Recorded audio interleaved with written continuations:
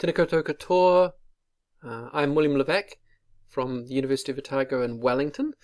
This class is about using evidence to guide the management of disability and long-term conditions. And today we'll be focusing specifically on systematic reviews.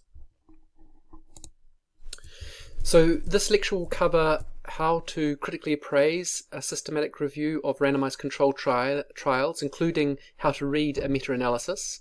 It will include information about how to read and extract key information from a Cochrane review, and the Cochrane Library is a specialist producer of systematic reviews of randomized controlled trials.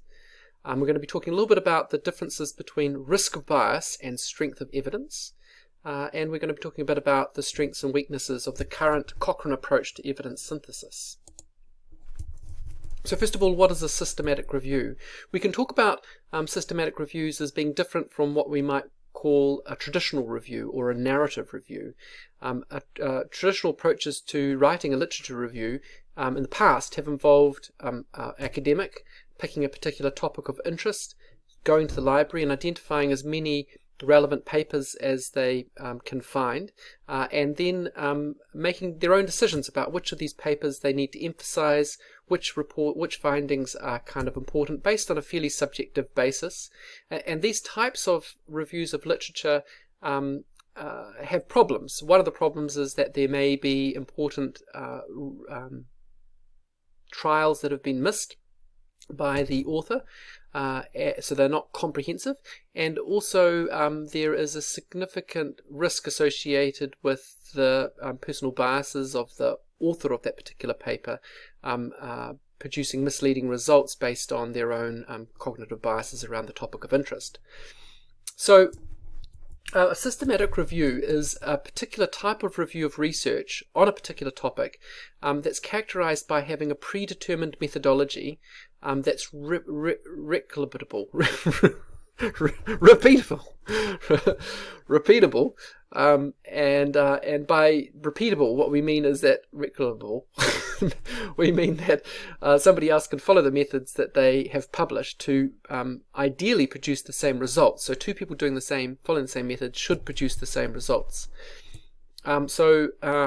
Systematic reviews are meant to follow a reportable method. This method is meant to minimize bias, the influence of bias on the conclusions that are reached from the review, and also these reviews are meant to be comprehensive, including all relevant research that's been conducted within a particular area of study.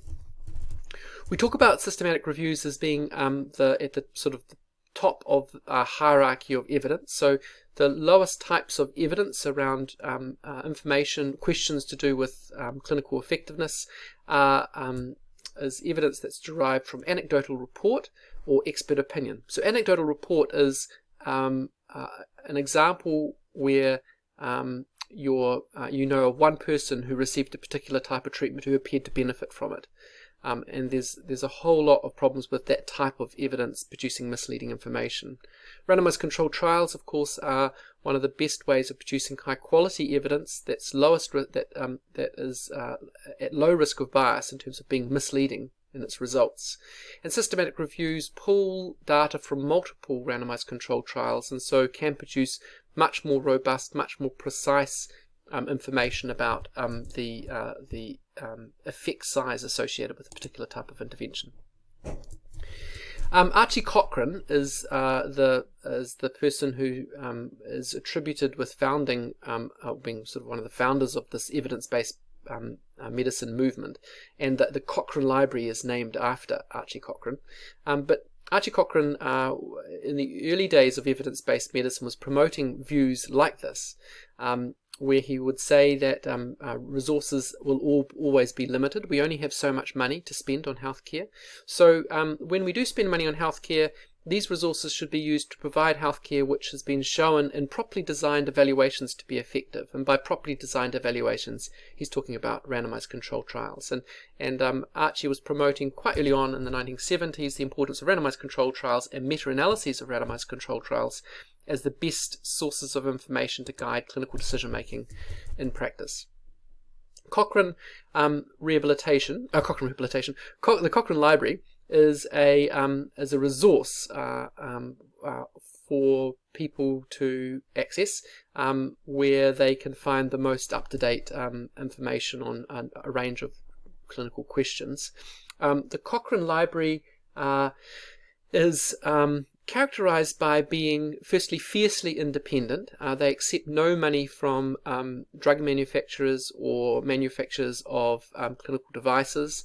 They only accept money from governments when that money has been gifted without any provisos associated with it regarding what types of thing Cochrane should report. So they're funded by governments, but governments can give the money, but governments cannot tell Cochrane what they should research or study, or what results they should produce, or how they should go about doing their reviews. So that's what I mean by Cochrane being fiercely independent. As a result, Cochrane has become a very trusted source of information about evidence to guide clinical decision making. Cochrane has as one of its aims, as the core aim of its business, to put Cochrane evidence at the heart of healthcare decision making all over the world.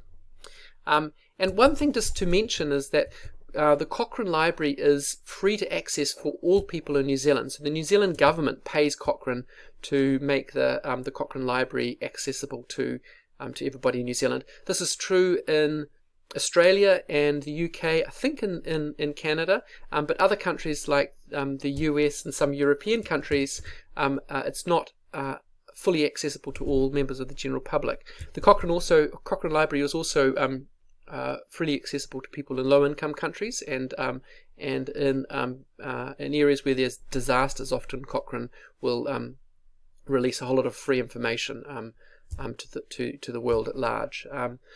So one good thing to know about the Cochrane Library is that even after you finish studying through the University of Otago, you can still access all these resources when you're working in government departments, or in PHOs, or non-profit organisations in the community. So it's a very good resource to know about and to be aware of. This is a little bit of a side comment, and it's about highlighting why meta-analyses in particular, and systematic reviews that produce meta-analyses, are important. What a meta-analysis is a way of pooling data from multiple clinical trials on the same topic. So when we've got one small clinical trial, we get one estimate of whether or not a new intervention is effective, and how big that effect size is, like how important that intervention is for a particular population in a particular context. When we pull data from multiple clinical trials that have been conducted on similar questions, we can produce a effect size that is more precise, because we are drawing on information from more people in more contexts, and it becomes more generalizable at sort of a global level if you've got studies from multiple populations. But also we end up with a much more precise estimate of effect. So this slide relates to a series of clinical trials that were all looking at the question of whether or not antibiotic prophylactics is useful in terms of preventing post-surgical complications after colon surgery. Prophylactic antibiotics basically means giving everybody, all patients, antibiotics before they have surgery, regardless of whether or not they're at risk of getting an infection, to prevent infections from occurring after surgery. And over on the left-hand side, over here, you'll see a list of clinical trials ordered in terms of the year of publication. Over here in the middle, you can see the estimate in terms of the effectiveness of prophylactic antibiotics for each of these clinical trials. The dot is the relative risk, the risk for developing infection if you had prophylactic antibiotics, or if you did not have prophylactic antibiotics. You can tell that if the dot is on this side, that it favors prophylactic antibiotics, because helpfully down the bottom here it says favors antibiotics, and the line on either side of the dot is the 95% confidence interval. So for each study, we can be 95% confident that the true relative risk for that population of people lies somewhere on that line. Throughout these studies, you can see that, I should say that when this 95% confidence interval crosses this line going down the middle here, this is sort of the line of no effect, it's an indication that this particular study would have been what we would traditionally call having produced a non-statistically significant finding. So there's no sort of clear indication about whether or not antibiotics produced a positive clinical effect from this first trial by fielding here, because the 95% confidence interval crosses this line of no effect. Just glancing down here, you can see some of these trials are statistically significant in favor of post antibiotics. Some are not clearly in favor, and some the point estimate of the relative effect actually is in favor of no antibiotics, but we have these wide sort of 95% confidence intervals. And so people from 1965 to 1987 continued to conduct a series of clinical trials, repeating the study over and over again over this sort of like multiple decade period. So over the right hand side here, you can see what the authors of this particular paper, Iandis and Lau, have done in 1999. They have stacked these clinical trials so that each row incorporates the data from the previous studies on top of the new data in a meta-analysis. So this is a cumulative meta-analysis, effectively. And what you can see, first of all, is that the point estimate of effect starts narrowing down into a very, very clear effect size here in favor of antibiotics. And so this produces a very clear evidence that prophylactic antibiotics is good for preventing infection after surgery. And the other thing here you'll notice is that the 95% confidence interval gets narrower and narrower and narrower as we progress through these clinical trials. What this means is that evidence of the effectiveness of prophylactic antibiotics is becoming more precise. So we're more precise in our effective estimates over time. The most important thing, however, from this graph is that by 1971, 1972, if a meta-analysis had been conducted, there should have been clear evidence that prophylactic antibiotics was good in terms of preventing infections after surgery, after colon surgery, and all the studies after this only added further information to consolidate that information. So one way of viewing this data is that because meta-analyses were not commonplace in 1972, about 1 decade of patients and maybe 1,000 people had been exposed to an ineffective treatment because a meta-analysis hadn't been conducted. So all of these studies should not have been conducted. These are effectively inappropriate studies to conduct because they don't actually provide us with new information, additional information. So that's just another reason why meta-analyses are important. They can help us know when to stop conducting the same type of studies over and over again over a longitudinal period, and they help us reach information to guide clinical practice earlier as well. So, moving on, if I can. Okay, so, but it's not all about randomized controlled trials and systematic reviews, however. When we're talking about evidence-based practice, the best external evidence is one part of evidence-based medicine or evidence-based practice. It's one part of it. We still need to interpret this evidence from the perspective of clinical expertise. So there is so clinical expertise is an important part to play in evidence-based practice, and we also need to take into account patient values and expectations as well. So patient autonomy is an important ethical component to evidence-based practice, but also we need to be producing outcomes that are meaningful to people. So their views are important, as patients' views are important as well when we're interpreting evidence-based practice. It's not simply a matter of looking at a clinical trial and delivering whatever is recommended by the clinical trial.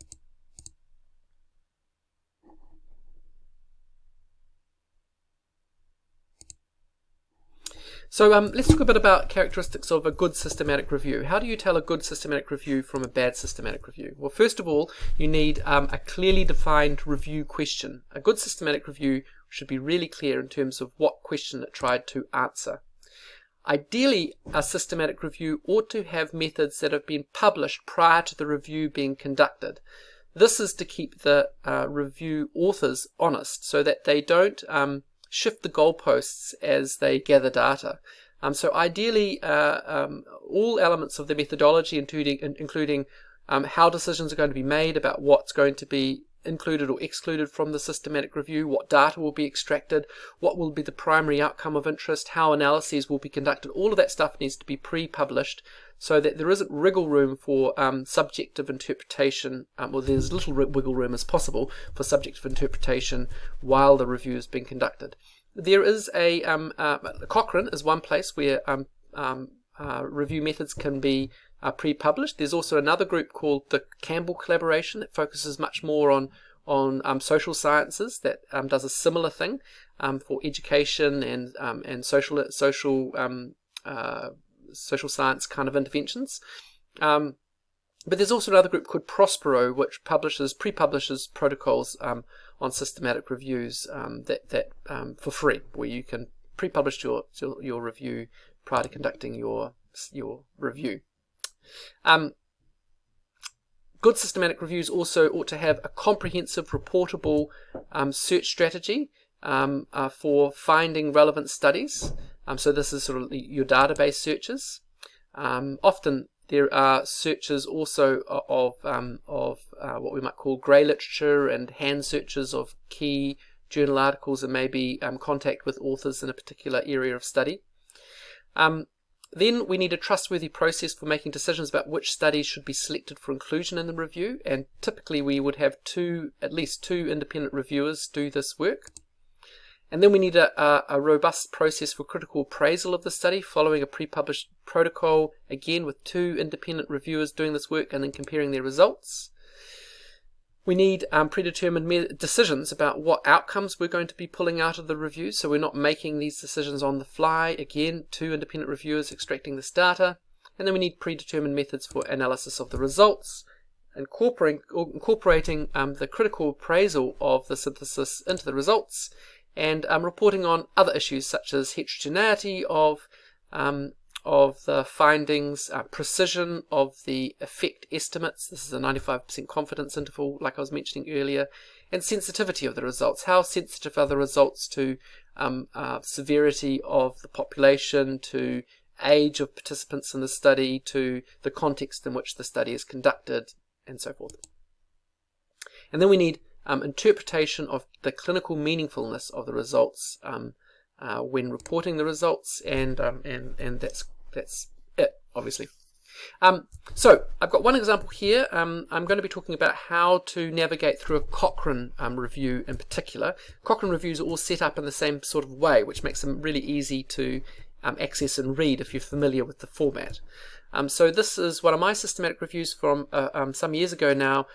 This systematic review was looking at the effectiveness of adding goal setting into the rehabilitation process for improving health outcomes for adults with acquired disability who are participating in rehabilitation interventions. So first of all, as I've mentioned, the first thing you should ask is, what question were the reviewers trying to address? And here we make use of the PICO or PICOT acronym. So a good review question ought to provide information about what population was of interest, what intervention is the focus of the review, what this intervention is being compared to in the clinical trials that are included, what outcomes are of interest, and also sometimes whether or not there's a specific time endpoint that needs to be considered. So if you're trying to find this information, you should look first of all in the title, but then in the methods of a review article for more detail. So in the review on goal setting as an intervention for improving outcomes after rehabilitation, there's a sort of like a series of components here to do with the type of studies and the type of participants, and each of these things actually sort of expands in quite a bit more detail what is included and what is excluded from the review, the objectives of the review. So under types of participants, we had the statement that the focus of this review was people who are receiving rehabilitation for disability acquired in adulthood. We've got a definition of what adulthood is. We expand on what disability is, and if not here, then later on we expand on what we mean by rehabilitation as well. The next question, when you're doing what I would call an efficient approach to reviewing a critical, this is not a critical appraisal of review. This is like trying to access information swiftly and meaningfully from a review. The next thing I would look at when I read a systematic review is how many studies did they find, because there's quite a few systematic reviews that are considered to be empty systematic reviews, where they conduct a whole systematic review and then they report that there were no studies of relevance to that particular clinical question. So you don't want to review the whole methodology to find that that was the case for a particular review. So have a look to see how many studies were found. You can do a quick overview of this by scanning the abstract. Like for example, in this Cochrane review on goal setting as an intervention for people in rehabilitation, it says right at the beginning that we found 39 studies, and it also expands how many of these studies were quasi-RCTs, cluster RCTs, and randomized controlled trials. We also indicate that there were how many participants contributed to these 39 studies as well. So that gives you a sense of sort of the size of the study. For each sort of main outcome that's reported in the abstract, we also report how many of the studies contributed data to that particular outcome. So in this review, we talk about the impact of goal setting as an intervention within the context of rehabilitation and its impact on health-reported quality of life or self-reported emotional status. So even though we had 39 studies in this review, only 8 studies contributed data to this particular part of the review. And then what I would advise you to do is have a look to see what the main outcomes were in a particular study. So for a quick overview, read first of all the abstract, the author's summary, and the lay summary. So in a Cochrane review, you can find information about the key outcomes that are reported in the abstract. So on this question to do about what impact goal setting had as a part of when added to the process of rehabilitation, when compared to similar rehabilitation processes that had no goal setting processes attached. This resulted in an improvement in health-related quality of life with a standardized mean difference of 0.53. So I'm going to talk about what a standard mean difference is in a little bit later. And we've got a 95% confidence interval here, and how many participants and how many studies contributed data as well. So results from systematic reviews are often reported as, well, one of the things I really like about Cochrane reviews in particular is they cut through a lot of the sort of complexities and sometimes nonsense associated with complicated statistical methods.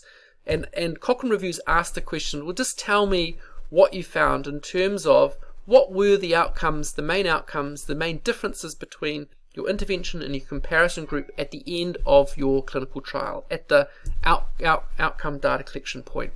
And in Cochrane reviews, these outcomes are usually only presented in one of 3 main ways. First of all, either as a risk ratio or an odds ratio. I've grouped those together because they're similar kinds of concepts. Second of all, as a mean difference, and third of all, as a standard mean difference, plus or minus your 95% confidence interval. So I'm going to go through each of these just briefly. So relative risks and odds ratios are similar, but they're not identical. But I'm just going to treat them as relatively similar for the sake of this this oversimplified lecture. Odds ratios and relative risks all deal with dichotomous data. Dichotomous data is yes no data. Was someone dead or were they not dead? Were they rehospitalized or were they not rehospitalized? did they develop lung cancer or did they not develop lung cancer? Did they return to competitive employment or did they not return to competitive employment? So that type of data can be converted into a relative risk. Relative risks compare the likelihood of an event or an outcome occurring for one group, the intervention group, in comparison to the likelihood of that event occurring in another group. When you've got a score of 1, it means that there is no difference in the likelihood.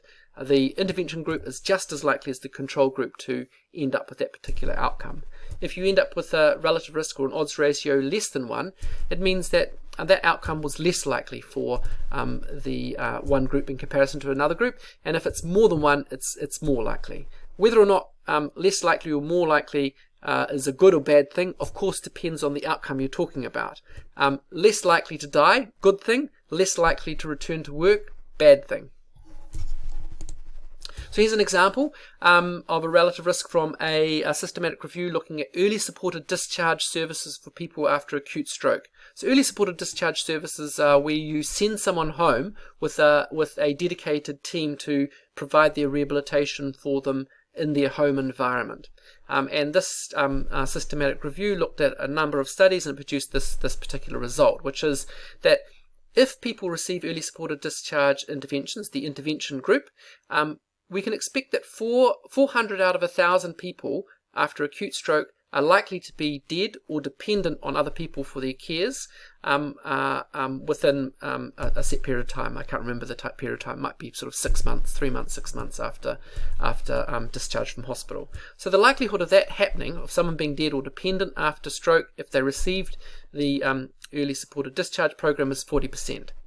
If they didn't receive early supported discharge programs and they went through the usual process of receiving their rehabilitation in hospital, then 450 out of 1,000 people would be dead or dependent at the same sort of time point. So the likelihood of that occurring is 45%. So the odds ratio here in this particular case is 0.8 in favour of early supported discharge programs, and the 95% confidence interval is from 0.67 to 0.95. We can talk about this in terms of numbers needed to treat. So 5 people can be expected to regain independence for every 100 people receiving early supported discharge programs. So you have to provide this intervention to 100 people in order to get a benefit for 5 people who wouldn't have otherwise gained that benefit. The 1 to 9 people is the 95% confidence interval around that estimate. So let's talk about mean difference as another type of outcome in systematic reviews.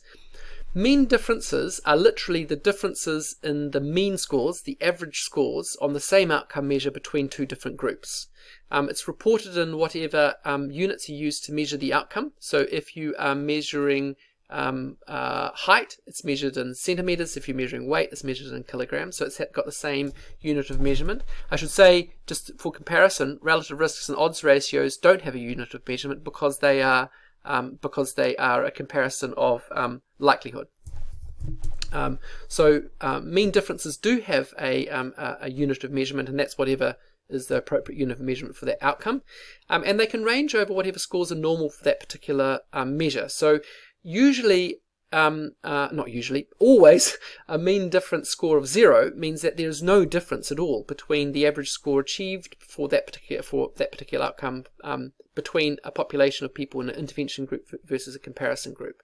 And the size, how big those mean differences can get, depend on how big a score can get on any particular measure. So here's just an example from let's say a 6-minute running trial.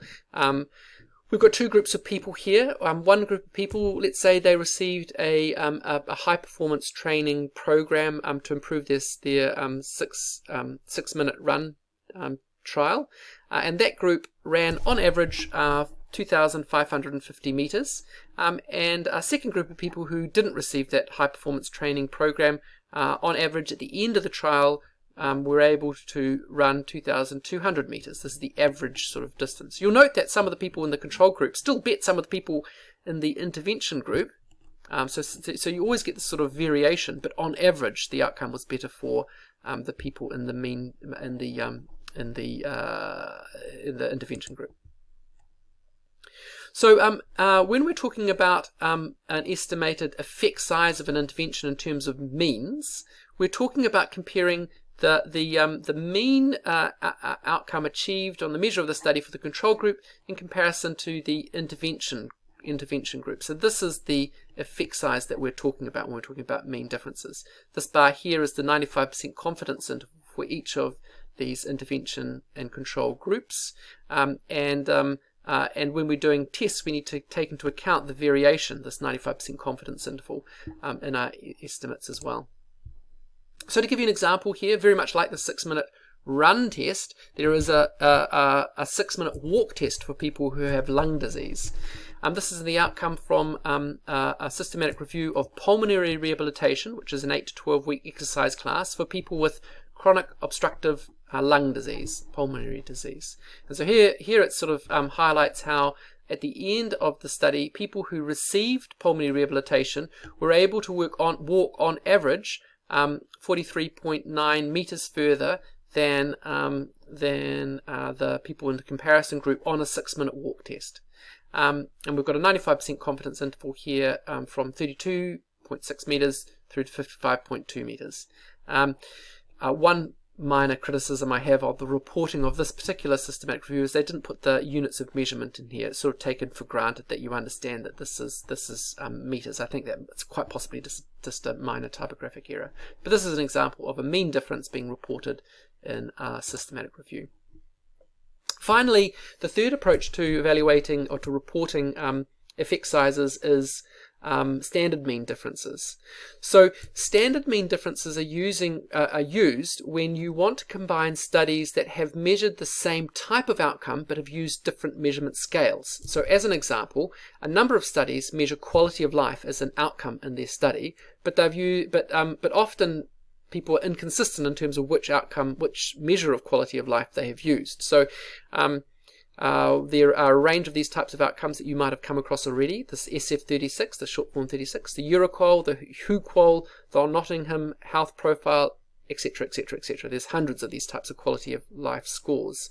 So if you've got 6 studies that have all used a different measure of quality of life, but have all asked the same clinical question, have all measured quality of life, you can pull these studies in a meta-analysis using a standard mean difference. A standard mean difference is effectively what it's doing is it's changing the mean difference score as into a score that is a proportion of one standard deviation for that particular measure. And this is a way of converting a range of different scores and different scales to a common metric. It's certainly not perfect. There's certainly problems with it, but it is definitely informative. So just to remind you here, we have if our data is normally distributed, then we can expect 68% of our data for our participants to fall within one standard deviation, and 95% of our data to fall within 2 standard deviations, and this kind of thing. Hopefully you will remember this from maths from year 11 or something, or maybe year 12.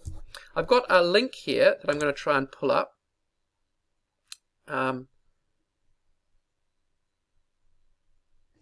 This link here, it just is an interactive thing that can sort of show you what we're talking about when we're talking about a mean difference. So a standard mean difference. So often people use this measure called Cohen's d as a measure of mean difference. So Cohen's d here 0.20 is kind of like sort of saying there is a difference between 2 means that is 0.2 of one standard deviation. And you can slide the scale here to look at what a mean difference of 0.7 of one standard deviation would be. If we're talking about differences between 2 means and 2 clinical trials, this would be a large difference. If we've got a difference between a treatment group and a control group that is so big that the treatment group on average is getting 1 standard deviation higher than the control group, this would be a suggestion. This would be an indication that you have a large clinical difference between between these interventions. And of course, by the time we're getting down to 0.1, we might be thinking it's so negligible that you would have to wonder whether or not this is actually sort of clinically meaningful. Interpretation of whether or not a difference is big or large is a little bit up for debate. I'm going to go back to my scale here. You can see down here these other things like numbers needed to treat and probability of superiority and that kind of thing. This is worth having a bit of a read if you're interested in a bit more information about Cohen's d as an effect size. So let's come back to this thing here.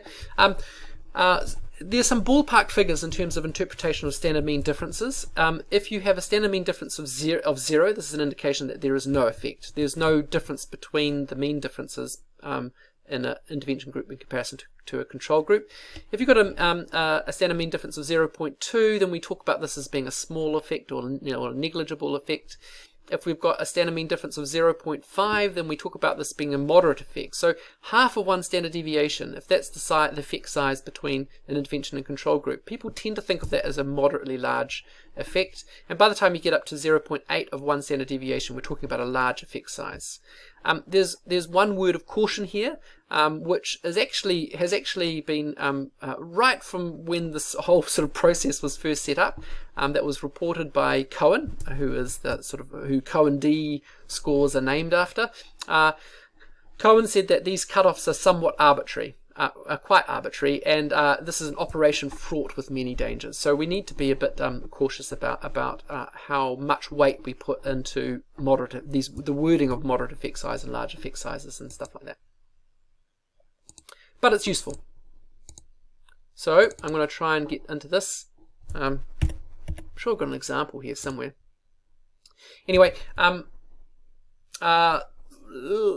so anyway, that's sort of an overview of the types of outcomes you can find in systematic reviews.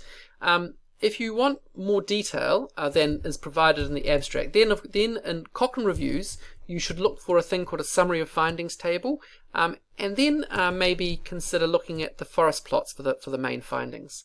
Summary finding tables are relatively a new addition to Cochrane reviews, so some of the older reviews don't have them, but it's worth having a look for newer reviews. They'll become more commonplace over time. So here's the summary of findings table for my review on goal setting in rehabilitation setting. So up here you'll see a statement about what the comparison is, what comparison is being considered here. You've got information here about the population, the setting, the intervention, the comparison group. So this is goal setting in comparison to no goal setting as the main sort of intervention of interest. And then we have outcomes here, self-reported quality of life or self-reported emotional status, and the follow-up on average, the median follow-up was 12 weeks, 11.5 weeks after the end of the, or maybe after the start of the study. So sort of a 3-month outcome period. So relatively short outcome period, worth noting. And then we've got the assumed risk. This is the risk in terms of what outcome we can expect in terms of health-related quality of life after rehabilitation. So these scores are derived from the comparison groups.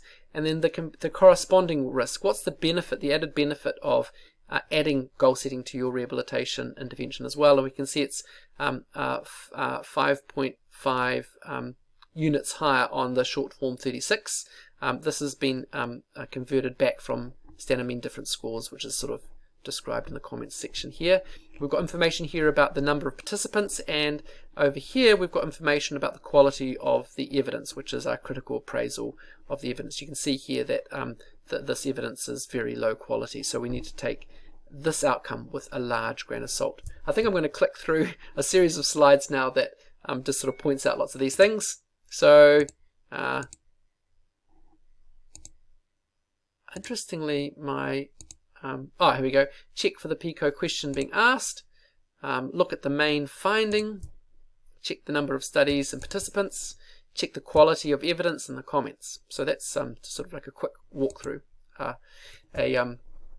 a summary of findings table. Let's talk about meta-analyses forest plots as graphical representations of meta-analyses. These are very common. They can look a bit messy and sort of complicated to begin with, but they're actually very easy to interpret once you know how. I encourage you to get familiar with these because they really add another arrow to your quiver in terms of your ability to engage critically with evidence-based practice. So this is the forest plot again from my review on goal setting and rehabilitation. At the top here we have a title that should describe the details of the comparison that's reported in the forest plot. Over here we have the names of the studies that contributed data to this particular outcome. This is looking at health-related quality of life or self-reported emotional status. Over here we've got data from each of the studies in the intervention group for the mean scores, being the mean standard deviation scores for the outcome and the standard deviation, and the total number of participants in the goal setting, the intervention group for each of these studies. Some of these scores have negatives because higher scores in these outcomes were associated with worse outcomes. So some of these scores have been reversed because some of the measures higher scores are good and other measures higher scores are bad. So they've been reversed in some of these scores in order to address that particular problem. And then same thing for the control. And then down the bottom here we've got the total number of people pooled in this meta-analysis, a relatively small number of people for a meta-analysis involving 8 studies, incidentally. And then over here we have the standard mean difference between the intervention and control group. The standard mean differences are the dots, and the 95% confidence interval are the whiskers around the dots. So those green dots there are the effect sizes. And we can see that a green dot on this side of, this is the line of no effect, a green dot on this side of the line of no effect is in favor of goal, is an outcome in favor of goal setting because it says helpfully down here in favor of goal setting.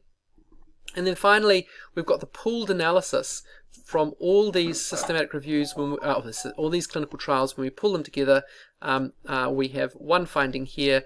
The middle of this diamond is the estimated pooled standard mean difference from all these trials, and the width of this diamond is the 95% confidence interval.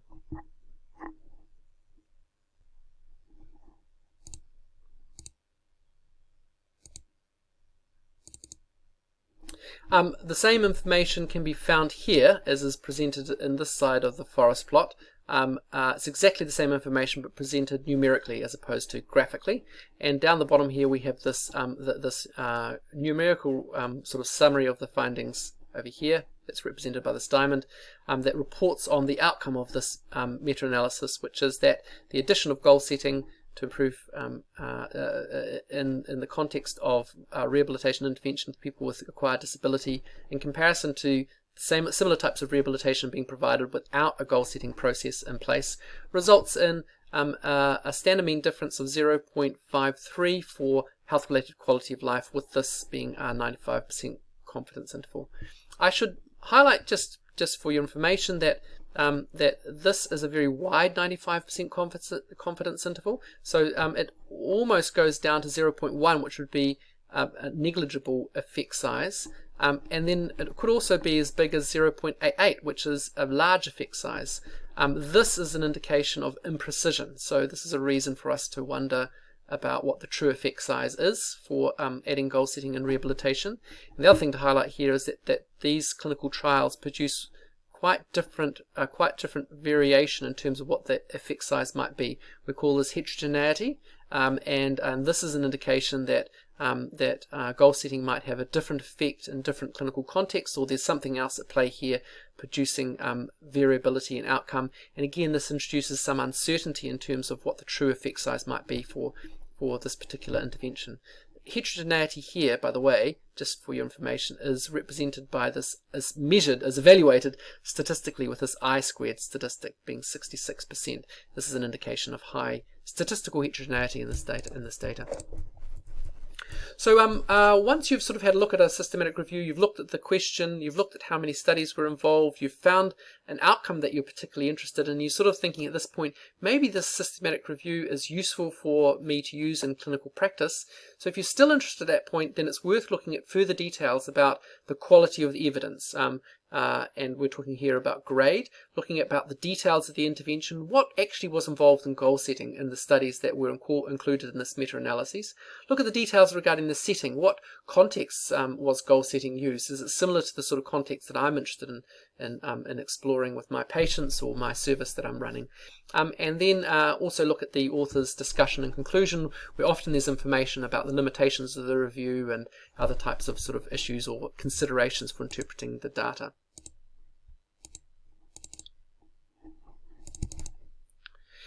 So when we're talking about the quality of evidence, we're looking in part about risk of bias associated with every clinical trial that's contributed data, but at a bigger topic, we're actually talking about the quality of the evidence overall, and this is a judgment about the extent to which we can be confident that the effect estimates are correct that are reported in a particular trial.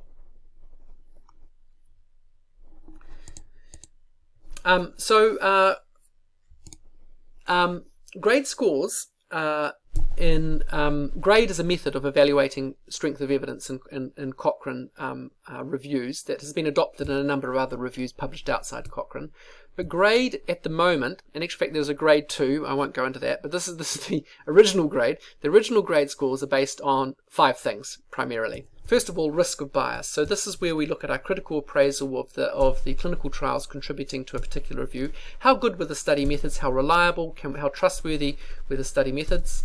Second point is inconsistency, and this relates to how heterogeneous were the outcomes across a series of studies that you've pulled in your meta-analysis, and I've already given an example of that in one of the previous slides. The third thing is looking at is indirectedness. How closely do the included studies align with our actual clinical question?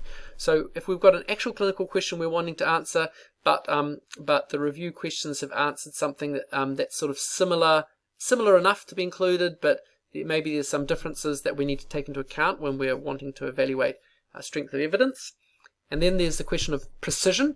How precise is the estimate of effect? How wide were the 95% confidence intervals, in other words? And again, I've given an example in the previous slide about wide confidence intervals reducing our confidence in a particular outcome or our certainty in whether or not that's the correct outcome.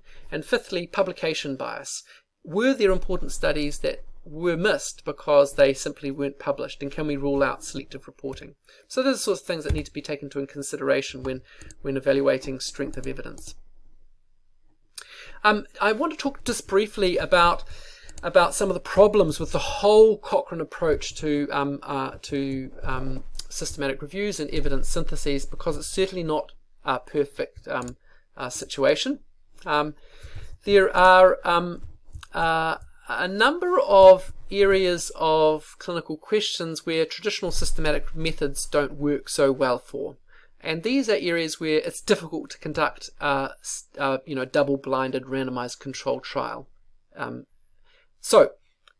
of these areas in public health. You can't do a study on smoking cessation, for example, or adverts to reduce childhood obesity, because it would be completely unethical and also impractical to do a 20-year longitudinal study where you force some children to smoke or force some children to eat McDonald's every day.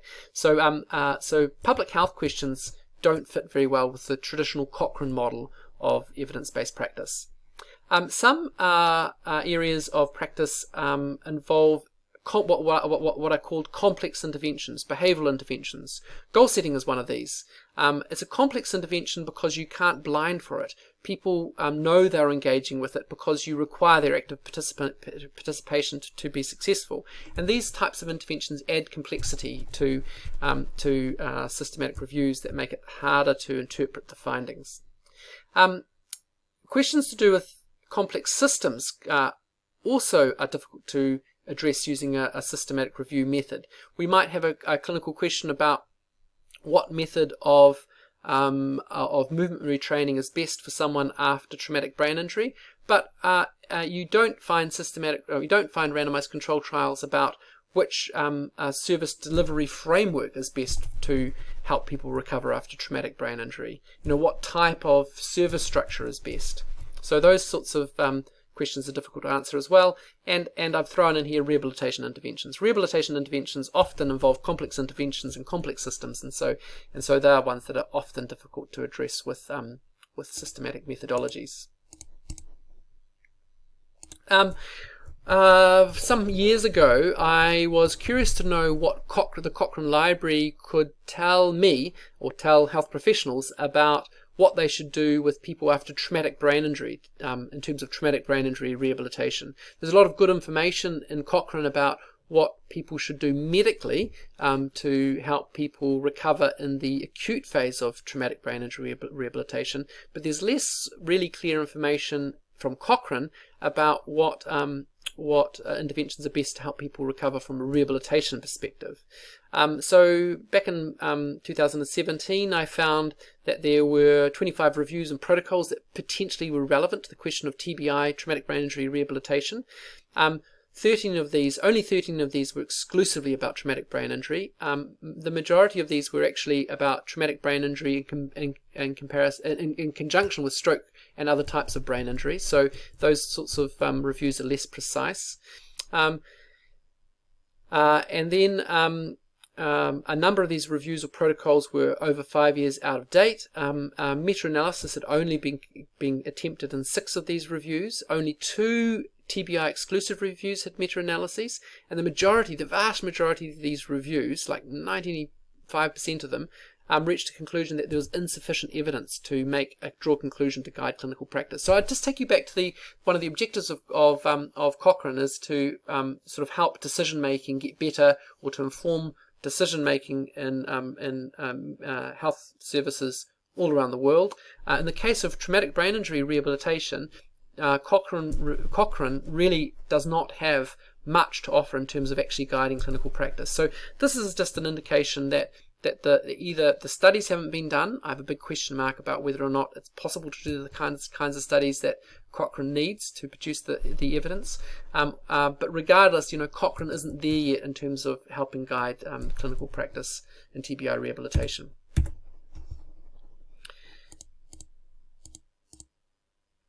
So I'm having difficulty with my computer at home. I've talked about, the other thing is that there's lots of sort of challenges associated with grading the evidence from the perspective of rehabilitation interventions.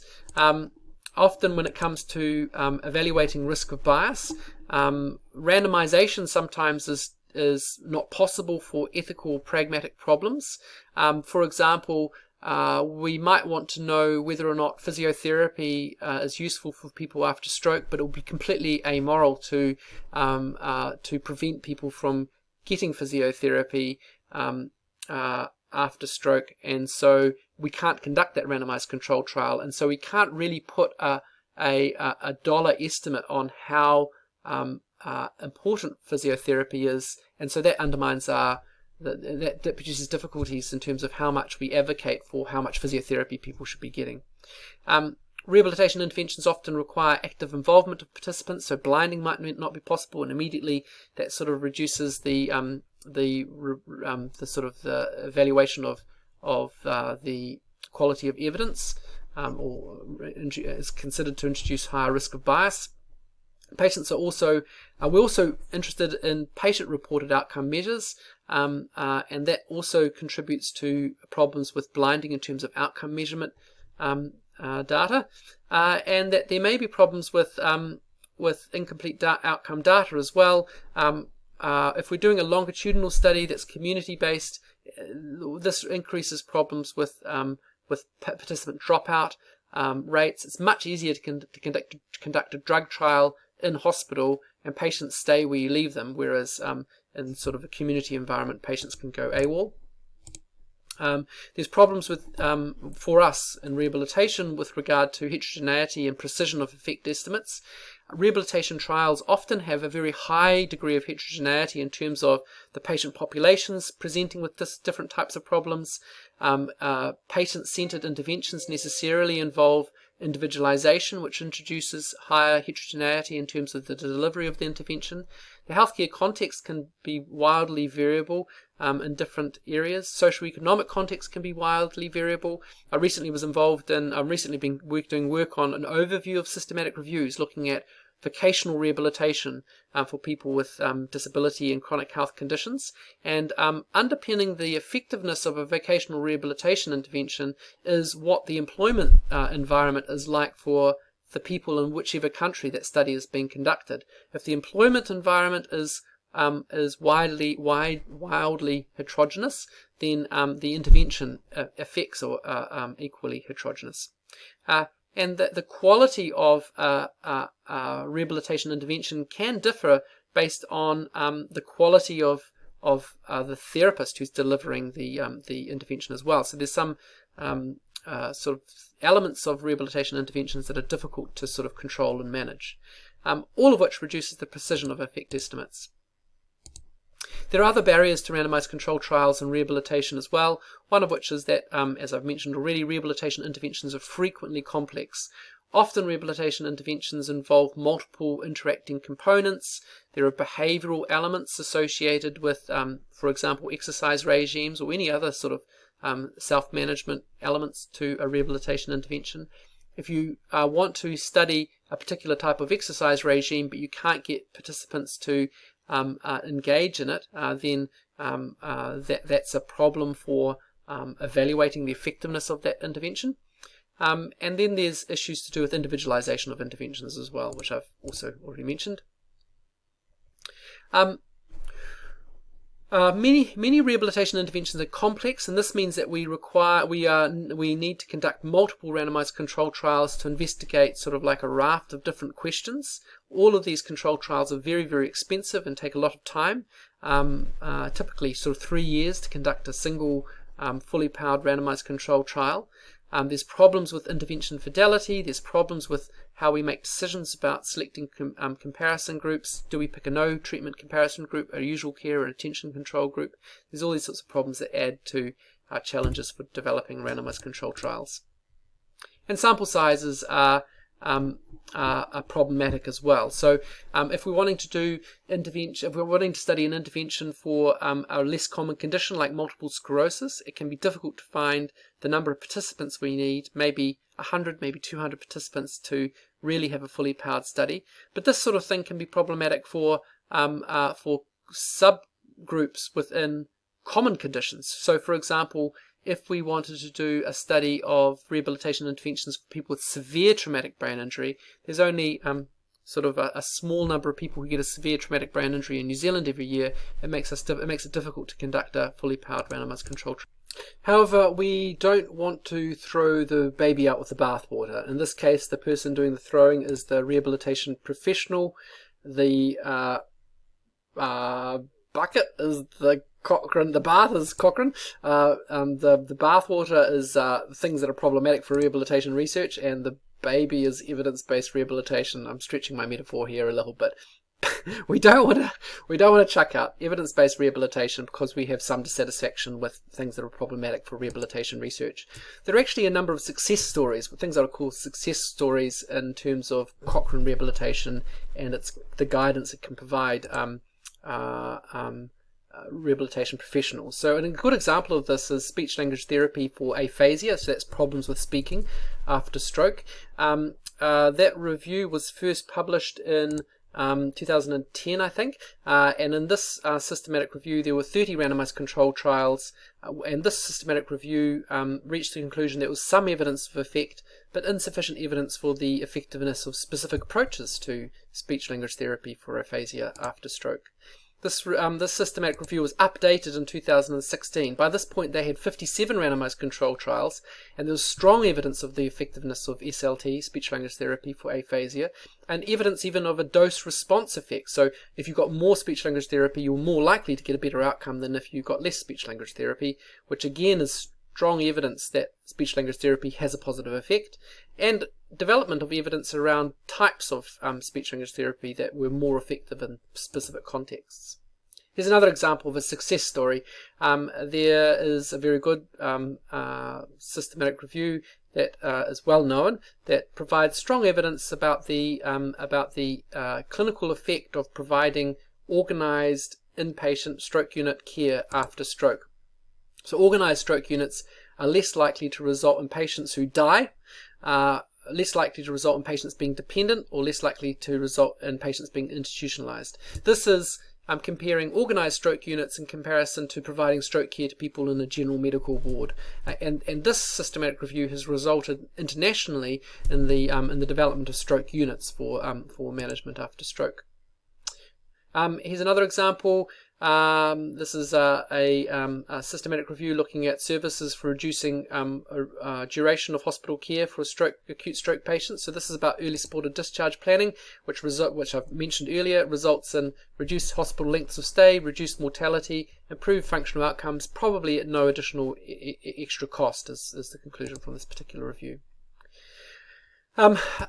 Back in 2017, I joined a group called Cochrane Rehabilitation, or maybe it was 2016 now, actually. And one of the elements of this particular group has been to develop an international committee to work on addressing some of the problems to do with the methodology of systematic reviews that I've identified earlier in this presentation. We published a survey of an international survey of priorities for future work, and we've actually gone on now to hold over a series of 3 years a number of workshops where we have literally workshopped some of the problems associated with reporting in clinical trials, completing systematic reviews on rehabilitation topics, and so forth. So I'm just going to click through these particular slides here that just talks about some of the sort of high priority work that was initially identified that we've been going on.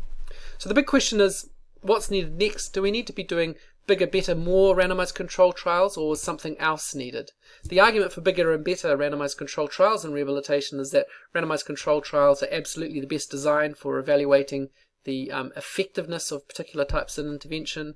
Randomized control trial is the only real way of just demonstrating causality to know if an intervention has had an effect, and randomized control trials are needed for scientific credibility in medicine. The argument for something else is that randomized control trials are massively expensive. Randomized control trials only answer one question, one reductionist question, and so many randomized control trials are needed to address one type of intervention in rehabilitation, which is often made up of multiple components. Randomized control trials are not possible for some types of conditions and interventions like motor neuron disease and MS and severe traumatic brain injury, as I've alluded to. And randomized control trials can lack generalizability because so many people have been excluded from the inclusion-exclusion criteria that your randomized control trial really produces evidence for one very specific population of people. Plus, they take too long. They can take 3 years to complete and many more years to implement in terms of implementing in practice, plus all the other limitations already highlighted. Just to highlight that there was a really good paper published in the New England Journal of Medicine about beyond randomized control trials, and there's this emergence of a renewed interest in non-randomized control trial design. There's also an emergence in renewed interest in tools for evaluating risk of bias for non-randomized control studies, for methods of doing systematic reviews for N of 1 studies, and new methods for doing big data analysis, which is a hot topic at the moment. So in summary, systematic reviews provide highly useful, usable information about what interventions work and how well. Knowing how to quickly extract information from systematic reviews is a very useful skill that you should know about. And systematic reviews are not necessarily suitable for all types of health and disability questions. There are some questions that we're just not going to be able to answer with clinical trials and with systematic reviews of clinical trials. So different types of methodologies are needed in different contexts. And so new approaches are needed for the synthesis of evidence now, and these are actually currently under development. So if you want to do a PhD, come and talk to me at some point. There's a number of questions to be working in this space with a big international community. So thank you very much. Good luck with reviewing this video. I hope it isn't too long for you. Ka kite anō.